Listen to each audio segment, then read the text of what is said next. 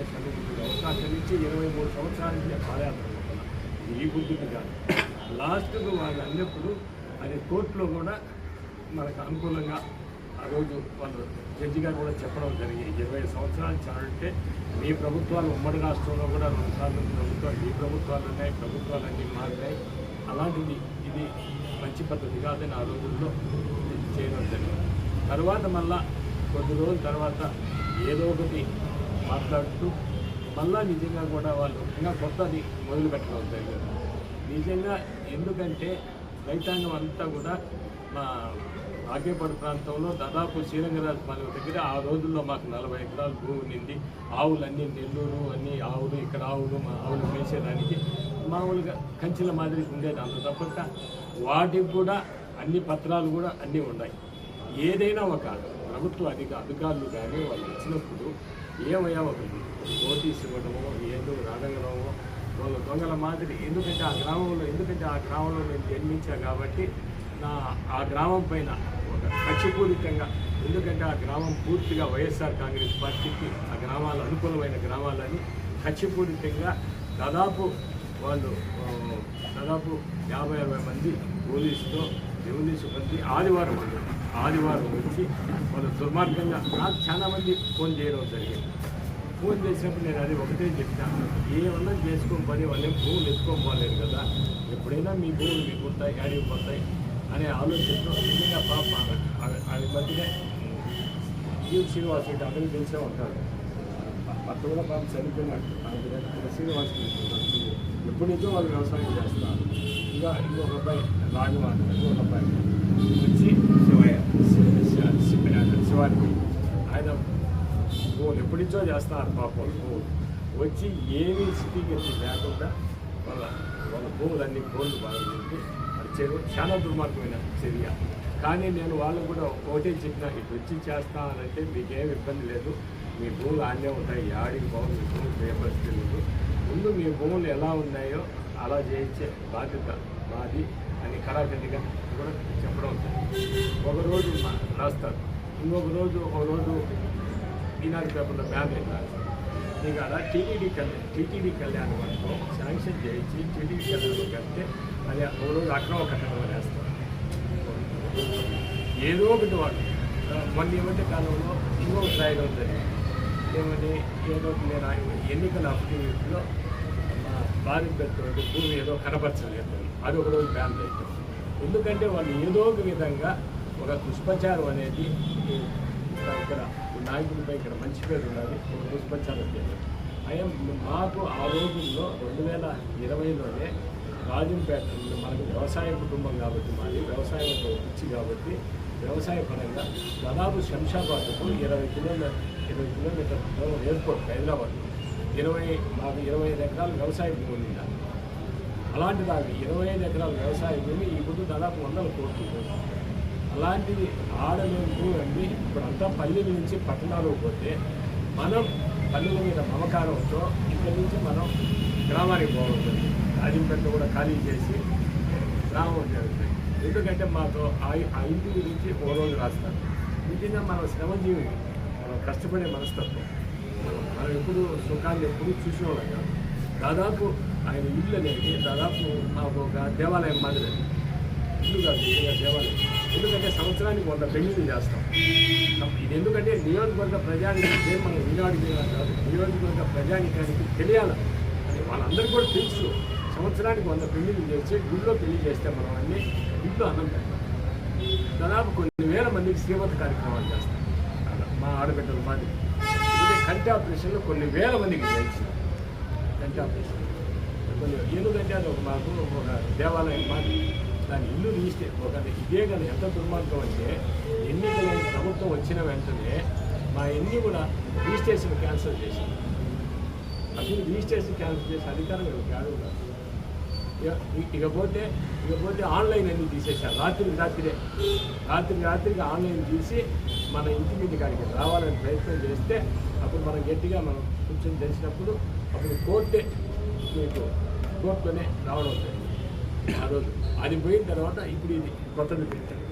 మీకు ఏముందో చేసుకోండి. చెప్పినాం, నేను ఇది ఈ మాదిరి వస్తానని నాకు తెలిసి నాకు తెలియలేదు కొంచెం చెప్పినారు, నీకు జరుగుతాను కలెక్టరేట్తో చెప్పినారు, ఏడా చెప్పి అనుకుంటారు కదా అధికారులు మన దగ్గర చెప్తే నేను ఒకటే చెప్పిన, అయ్యా మీరేమంత రావాల్సింది పని, మీకేం కావాలి చెప్పండి, అధికారులు భోజనం పెట్టించా మీ గురించి చేసుకుంటారు.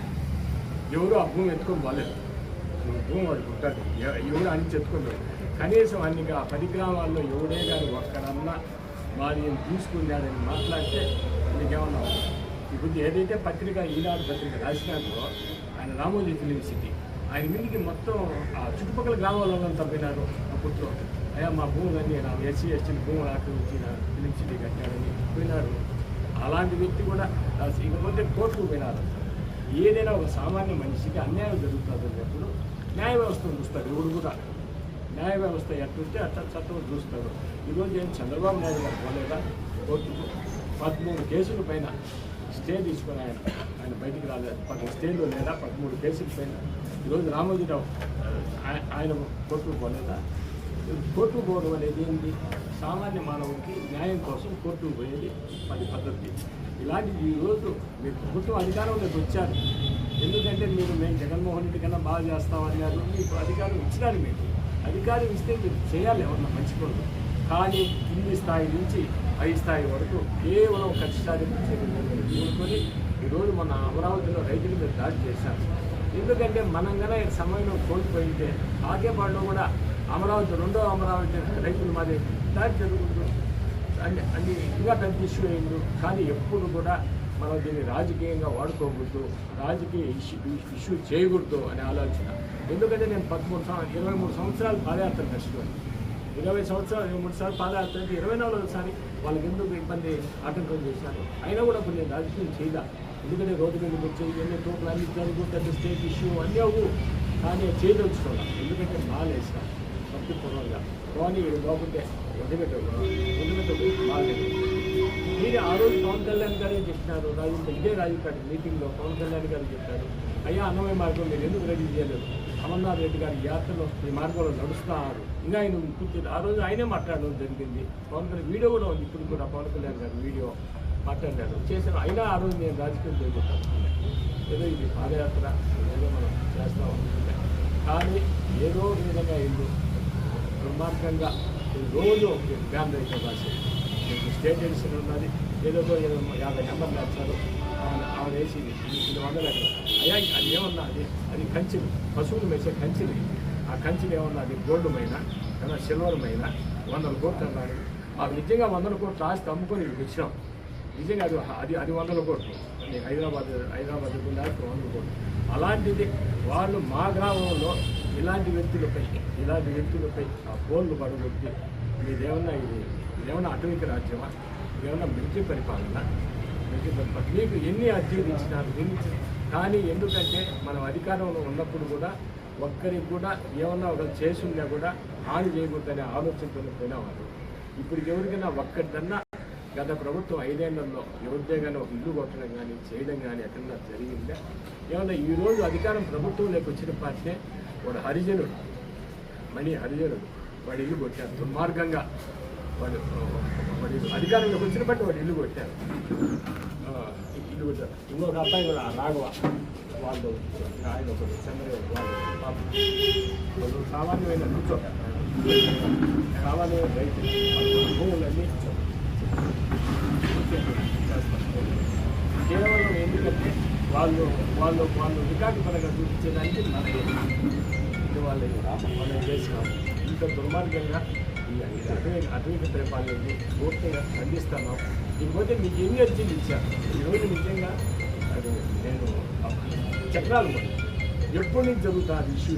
చక్రాల మడుగు నేను పూర్తిగా ఎందుకంటే చక్రాల మడుగు మోసపోయింది. చక్రాల మడుగు మోసపోయిన దానివల్ల రాజకీయ పట్టణానికి కూడా నీళ్ళు వచ్చినప్పుడు వర్షాలు వచ్చినప్పుడు విషయాలు వచ్చాయి. ఇప్పుడు 100 కోట్ల విలువైన భూములు అయ్యి ఇప్పుడు సుందూరు పండుగ ఎన్ని అక్రమం జరిగింది. ఒక రియల్ ఎస్టేట్ వ్యాపారి నిజంగా వంకలు ఆఖరికి అన్నమైతే కాలువలు కూడా కూర్చోవద్దు. ఇదే మీ ఈనాడు పేపర్లు వచ్చినాయి. ఇన్ని అర్జీ ఇప్పుడు ఏంటన్నా ఇంకొకటైతే ఒక గెస్ట్ వాడు ఆక్రమించి ఆడ కట్టాడు. అది 100 కోట్లు ఆస్తుంది. 5 ఏళ్లకు 50 కళ్ళ కప్పు కేవలం ఎమ్మెల్యేని దుష్ప్రచారం చేయాలా, చెడ్డగా చూపియాలా అని మాట్లాడడం జరుగుతుంది. నేను ఇది జగన్మోహన్ రెడ్డి పార్టీ అధ్యక్షుడు దృష్టి కూడా చేసేపోయినా ఆయన ఒకటే చెప్పాడు, అన్న ఈనాడు జ్యోతి పేపర్లో వచ్చిందంటే నీ విధంగా నీ క్రేజ్ పెరిగింది పొందా వాళ్ళ దృష్టి పెరిగిన పార్టీలో పెరిగింది క్రేజ్ అనుకో, దాన్ని మనం క్రేజ్ చేయాల్సిన పని లేదు. రెండేళ్ళు మనం తప్పదు, ఇది చిన్న స్థాయి నుంచి పై స్థాయి అందరూ ఇబ్బందులు పడాల్సిందే చెప్పబోతుంది. ఒకటి ఈనాడు పేపర్లో వచ్చినది వాళ్ళు చూపిస్తారు. నీకు ఆ భాషల పేపర్లో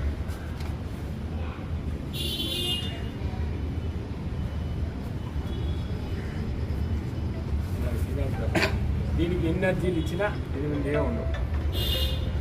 వంకలు కానిచ్చి వాగులు కానిచ్చి అన్నీ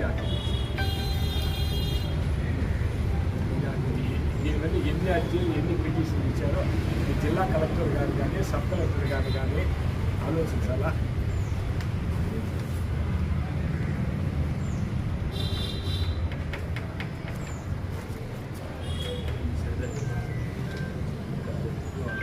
సర్వే ఈ 100 కోట్ల ఆస్తి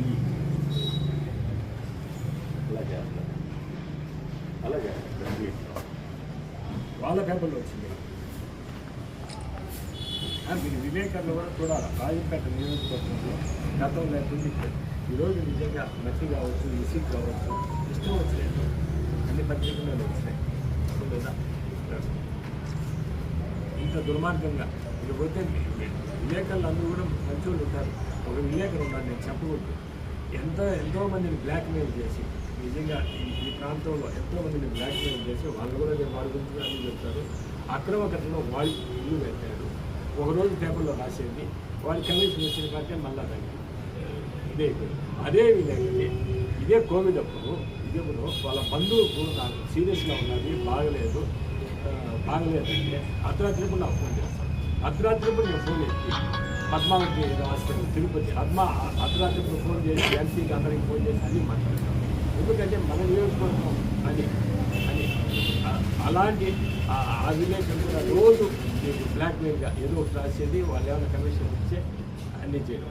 అతన్ని నాకు కూడా మనం అధికారంలో ఉన్నప్పుడు చెప్పినారు, ఆ ఇల్లే ఒక నెంబర్ రిజిస్ట్రేషన్ చేసి ఇల్లు కట్టుకున్నారు అంటే కోర్టు పని పోరాట అని అన్ని రోజులు ఉన్నాయి. అనేక ఎవరు కూడా మనం చేయకూడదు. నేను చెప్పేది తెలుగుదేశం నాయకుడు 23 ఆ పార్టీకి ఎందుకంటే పుండు వాళ్ళ వల్ల ఎవరైతే ఎంత కూడా ఇబ్బంది పడతారు. ఇప్పుడు చక్రాలు ఆక్రమించినది ఎన్ని కోట్ల ఆస్తులు, 100 కోట్ల ఆస్తులు, కోట్ల బిల్డింగులు, కళ్యాణ మండపాలు ఉన్నాయి, రూములు ఉన్నాయి, ఇండ్లు ఉన్నాయి. అన్నీ సర్వే చేస్తే ఒక్కటి నిలబడుతుంది అన్నీ వాటి. ఇది ఏదో అడవిలోకి పోయి ఇదేదో కొండలు ఎలకలు పెట్టిట్టు మేము ఇంత పెట్టామని కేవలం మన మీద పేపర్లో రాసుకునే దానికి ఇది ఉపయోగపడుతుంది. నేను ఏదన్నా మీ గురి తీసుకోమని చెప్పిన. ఇంకోటి ఏంటంటే అసలు నిజంగా నేను మాలేదు చెప్తానా, నాకు ఎన్ని పెద్ద నేను ఏది పట్టించుకో వ్యవసాయం కానీ వ్యాపారం కానీ నిద్రలు వేసిన నుంచి రాజంపేట ప్రాంతంలో ప్రజలందరికీ కూడా అందుబాటులో ఉండాలా, ఎవరికే సమస్య వచ్చినా తీర్చాలా, ఈ ప్రాంత అభివృద్ధికి దోహం చేయాలని అదొక్కటే చూసినా కానీ వీళ్ళు ఎందుకంటే మనవలే సహనం కోల్పోయేట్టుగా చేస్తాను. నిజంగా నాకు పొద్దున కూడా పేపర్లో వచ్చాను, నేను ఏది ఇబ్బంది అయిపోతూ ఉంటాను. వస్తాయి కదా, ఇది కూడా చెప్పిన ఏదో త్వరగా కుక్క ఉండదు, విమర్శించని నోరు ఉండదు, ఈ 2 లేకపోతే ఊరే కాదు, దాని గురించి మనం పట్టుకోవాల్సి పని మనం వచ్చినాక నిదానంగా చూస్తుంది. మనం మధ్యాహ్నం కూర్చోప ఇంటికి వచ్చినాక ఏం చెప్పారు, ఫోన్ కూడా పనిచేయకుండా నాకు ఫోన్ చేశాను, ఇది వచ్చింది ఈనాడు చూస్తున్నాను. కానీ వాళ్ళు ప్యాన్ రైతం రాసినారు కానీ దాంట్లో ఏమాత్రం నీకు ఫస్ట్ ఉండాలి, ఎప్పుడు రాసిందే రాసినాము, ఎప్పుడు వేసిన నెంబర్లే చేసినాము. అందువల్ల తీవ్రంగా ఖండిస్తున్నాము. ఎవరైనా నిజంగా తప్పు చేసిన వాళ్ళు ఎవరైనా శిక్ష అనుభవించుకో తప్పదు, ఎవరైనా కూడా తప్పదు. ఇది తీవ్రంగా మేము ఖండిస్తాను. కేవలం పార్టీ పాలసీగా ఎవరైనా మాట్లాడు ఏదో వ్యక్తిని టార్గెట్ చేస్తూ కేవలం అని మాట్లాడే దుర్మార్గమైన చర్య. ఎందుకంటే నేను ఆ రోజు శాసనసభ్యుడిగా ఉన్నప్పుడు ఆ రోజు రూలింగ్ పార్టీలో శాసనసభ్యుడిగా ఉన్నాను. రూలింగ్ పార్టీలో అదే రూలింగ్ పార్టీ జగన్ వెళ్ళిపోయి నేను ఎమ్మెల్యే పదవిలో కోల్పోయినా, కానీ కాదంటే మళ్ళీ ప్రజల ఆశీర్వాదంతో, ఎందుకంటే రాజంపేట ప్రజానికి తెలుసు కాబట్టి ఎవరెట్లాంటి వ్యక్తుల్లో మళ్ళీ నన్ను ఎన్నుకోవడం జరిగింది. ఎప్పుడు లేనంత మెజార్టీ నాకు ఇవ్వడం జరిగింది ఆ రోజుల్లో. మళ్ళీ నేను అన్ని పదవులు కూడా నేను చూడని పదవులు లేదు, జడ్పీ చైర్మన్ అయితే అన్ని పదవులు చూశాను. మా ప్రాంతంలో కూడా నన్ను ఆదరించిన గ్రామాలని ప్రతి ఇంటికి సిమెంట్ రోడ్డు వేసినాం, ప్రతి ఒక్క ఇల్లు కూడా పోకుండా. ఈరోజు మా ప్రాంతంలో ఉన్న ఎస్సీలకు ప్రతి ఎస్సీకి కూడా భూమి ఉండాలా, ప్రతి ఎస్సీకి కూడా. ఈరోజు మా గ్రామాల్లో భూములు లేని ఎస్సీలు లేదు. అదే ఆ పక్క పల్లెలు ఎస్సీలకు ఏమన్నా భూములు ఉంటే అవి పెట్టుకుంటారు, వాళ్ళ ఇల్లు కొట్టారు, అది చేసినారు. కానీ మా గ్రామాల్లో ఎవరు కూడా అందరూ కూడా, ఎందుకంటే మా గ్రామాల్లో ఎప్పుడు కూడా మమ్మల్ని అభిమానిస్తారు, ఆదరిస్తారు. నాకు ఎన్నికల్లో కూడా వాళ్ళంతా కూడా అక్కడ సహకరించడానికి నేను శాస్త్రజ్ఞులు ఎన్నికలను. నేను మా ఉండే రైతులకు వీళ్ళకు కూడా చెప్తాను, మీ భూమి ఆడికి పోదు, ఇది ఎన్నో రోజులు ఉండదు, ఖచ్చితంగా మీ భూమి ముందు మీకు ఎలా ఉంటుందో అదేవిధంగా చేసిస్తామని కూడా మేము చెప్పడం జరుగుతాం. ఇది చాలా దుర్మార్గం, నేను తీవ్రంగా ఖండిస్తాను. అయ్యా ఇంకా నేను ఎప్పుడు కూడా ప్రెస్ మీట్, ఇప్పుడు నేను రెండోసారి కడపలో ప్రెస్ మీట్ చెప్పిన, ఇదే ఈనాడు పత్రికల్లో వచ్చేది చెప్పిన. నేను రోజు చెప్పాలి, రోజు నేను చెప్పినాను. ఈరోజు కూడా మళ్ళా చెప్తాను. ఎందుకంటే ఈరోజు మళ్ళా వాళ్ళు చిన్న తొప్పులో ఇప్పుడు మాట్లాడితే మా పార్టీ క్యాడర్ ఉన్నది, ఆ క్యాడరే అన్ని సమాధానం చెప్పుకుంటుంది. జిల్లా ఆవశ్యకత ఎంతైనా ఉంది. తప్పకుండా రాజంపేట నియోజకవర్గంలో వైఎస్ఆర్ కాంగ్రెస్ పార్టీ చాలా బలంగా ఉన్నది. వాళ్ళకే దిక్కు లేదు కానీ మాకు చాలా బలంగా ఉంది. ఈ రాజంపేట నియోజకవర్గం కాదు, నేను అన్నమయ్య జిల్లా అధ్యక్షుడిగా అన్నమయ్య జిల్లాలో అంతా కూడా వైఎస్ఆర్ కాంగ్రెస్ పార్టీ బలంగా ఉంది. జగన్మోహన్ రెడ్డి గారి నాయకత్వంలో మాట్లాడితే ఒకటి మాట్లాడతారు. ఈరోజు మీరు అధికారంలోకి వచ్చారు, మీకు 2 ఏళ్ళు 5 దాటిపోయింది. ఏమన్నా ఇప్పుడు ఒకటి పెన్షన్ ఇచ్చారా, ఒక ఇల్లు ఇచ్చారా, యువత నిరుద్యోగ వృద్ధుల్ని అది ఇచ్చినారా, మహిళలకు 40 ఏళ్ళు దాటి ఇచ్చినారా? ఏ కార్యక్రమం నిర్వహించుకోవాలంటే మహానాడు జరుపుకుంటారు. మహానాడు ఏం చెప్పినారు, మేమన్నీ ఇచ్చేసాం అని సమరాలు చేస్తున్నారు. ఏదో ఒకటి ఇచ్చినారు. ఆ రోజు జగన్మోహన్ రెడ్డి గారు ఇచ్చిన పెన్షన్లే ఈరోజు మీరుపై ఓటీపీని పంచుతా. అదేవిధంగా ఇల్లు జగన్మోహన్ రెడ్డి గారు ఆ రోజు ఏ ఇల్లు ఇచ్చినారో 5 గృహప్రవేశాలు చేస్తున్నారు. మీ ప్రభుత్వం వచ్చినాక ఒక ఇల్లు అందరికి శాంక్షన్ చేశారా, ఒక్కరికి ఏదైనా చేశారా? ఏ ప్రాంతంలో కానీ కనీసం అది చేయకపోగా దీన్ని డైవర్షన్ చేస్తూ, రోజు డైవర్షన్ చేస్తూ ఏదో ఒకటి మాట్లాడతారు. ఫ్యాక్షన్ అంటారు, జగన్మోహన్ రెడ్డి గారు అంటారు, రాజశేఖర రెడ్డి గారు ఫ్యాక్షనిస్ట్ అంటారు, రాజారెడ్డి గారు ఫ్యాక్షనిస్ట్ అంటారు. ఫ్యాక్షన్ మొత్తం జగన్మోహన్ రెడ్డి గారు. రాయలసీమ ప్రాంతం అనేది ఫ్యాక్షన్ అనేది రాయలసీమ ప్రాంతంలో అదేదో రాజకీయ పక్షంగా కాదు, రాజకీయ పరంగా కాదు, ఆధిపత్య పోరీది. అది గ్రామాల్లో ఫ్యాక్షన్ నడిచేది, గతంలో ఉండేది ఫ్యాక్షన్. కానీ అన్ని రాజకీయ పార్టీల్లో కూడా ఫ్యాక్షనిస్ట్ ఉండేవాళ్ళు. కాంగ్రెస్ కావచ్చు, ఆ రోజుల్లో తెలుగుదేశం కావచ్చు, అన్నింటిలో ఉండేవాళ్ళు. కానీ ఆ రోజు ఎందుకంటే రాయలసీమ ప్రాంతంలో సాగునీరు లేక, తాగునీరు లేక ఫ్యాక్షన్ నడిచేది. ఎందుకంటే యువత ఫ్యాక్షన్ వైపు వెళ్ళేవాళ్ళు. ఈరోజు పరిస్థితి, రాజశేఖర రెడ్డి గారు 2004లో ముఖ్యమంత్రి అయిన తర్వాత రాయలసీమలో ఫ్యాక్షన్ రూపుమాపాలి అనే ఆలోచనతో కనీసం వాళ్ళ తల్లి చెప్పిన వాళ్ళు కూడా ఆయన ఏమి ఫ్యాక్షన్ చేయాలి, ఏదో చట్టపరంగా న్యాయ ప్రకారం తీసుకుందాం అనుకున్నాడు. ఇకపోతే ఈ ప్రాంతానికి సాగునీరు తాగునీరు వచ్చే ఫ్యాక్షన్ ఉందని ఆలోచన చేశాడు. సాగునీరు తాగునీరు ఇచ్చి ఈ ప్రాంతానికి ఇచ్చి చాలా యువత వ్యవసాయంపై మొగ్గు చూపినారు. వేరేసారి ఫ్యాక్షన్ తగ్గిందంటే ఆ రోజు రాజశేఖర రెడ్డి గారి వల్ల. ఈరోజు మళ్ళా పదే మీరు ఫ్యాక్షనిస్ట్ దగ్గర మాట్లాడిస్తారు. జగన్మోహన్ రెడ్డి గారు కూడా ఫ్యాక్షనిస్ట్, రాజశేఖర రెడ్డి రాజారెడ్డి గారు మాట్లాడడం చాలా దుర్మార్గమైన చర్య. మీరు అధికారంలోకి వచ్చారు, దాదాపు 2 సంవత్సరాలు చూశాం. మీరు ఇచ్చిన హామీలు నెరవేరుస్తారని, ఇంకా నెరవేర్చే పరిస్థితి లేదు. నిజంగా ఇంకా రేపు మేము 3వ సంవత్సరంలో ఖచ్చితంగా రోడ్డు మీదకి ఎక్కుతాం. ఎవరికి ఏమైనా అన్యాయం జరిగినా వాళ్ళు చేసిన అన్యాయాలను మీరు కూడా బయటికి తీసి మేము రోడ్డు మీదకి ఎక్కుతామని కూడా తీవ్రంగా అందిస్తున్నాం, తెలియజేస్తాం.